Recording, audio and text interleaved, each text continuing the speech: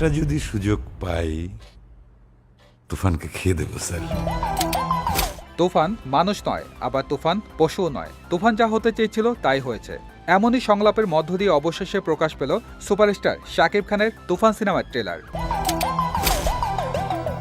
রাক্ষস।